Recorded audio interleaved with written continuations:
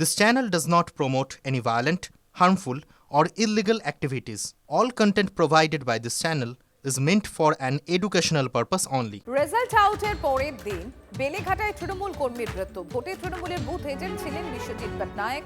গতকাল বাড়ির বাইরে ভাঙচুরের আওয়াজে বেরিয়ে আসেন, পরে বাড়ির বাইরে রক্তাক্ত দেহ উদ্ধার।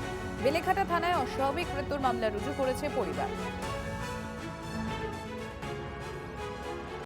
বিশ্বজিৎ পট্টনায়ক নামে এক তৃণমূল কর্মীকে মারধরের অভিযোগ, আর মারধরের জেরে মৃত্যু হলো সেই বিশ্বজিৎ পট্টনায়কের।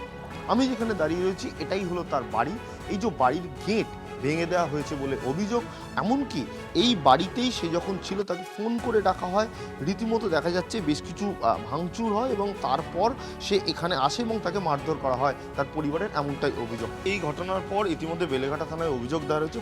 পুলিশের তদন্ত করছে এবং কী করে এই ব্যক্তির মৃত্যু হলো একদিকে তদন্ত, অন্যদিকে বিশ্বজিৎ পট্টনায়কের দেহে ময়নাতদন্তের পরে কিন্তু পূর্বীরা স্পষ্ট হবে।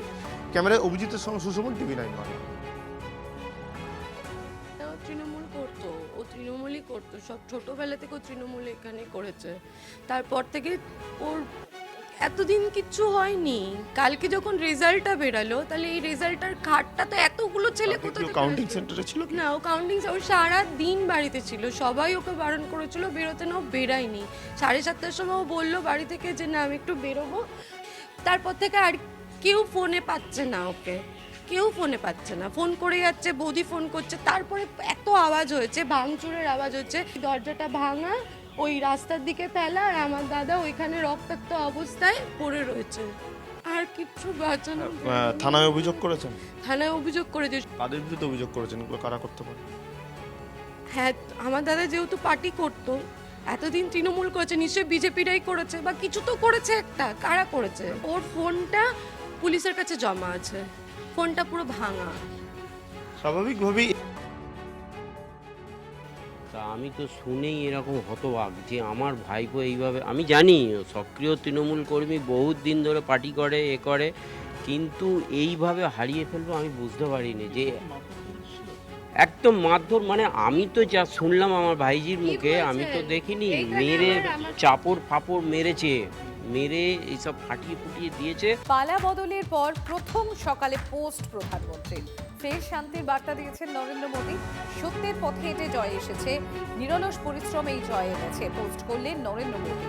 বাংলায় বিপুল জয় শুধুমাত্র কর্মীদের আত্মবিশ্বাসী বাড়িয়েছে তা নয়, আত্মতুষ্টিও এনেছে, পোস্ট করলেন প্রধানমন্ত্রী। পালাবদলের পর প্রথম সকালে পোস্ট প্রধানমন্ত্রীর। ফের শান্তির বার্তা দিয়েছেন নরেন্দ্র মোদী। সত্যের পথে হেঁটে জয় এসেছে, নিরলস পরিশ্রমেই জয় এনেছে, পোস্ট নরেন্দ্র মোদী। বাংলায় বিপুল জয় শুধুমাত্র কর্মীদের আত্মবিশ্বাসী যে বাড়িয়েছে তা নয়, আত্মতুষ্টিও এনেছে।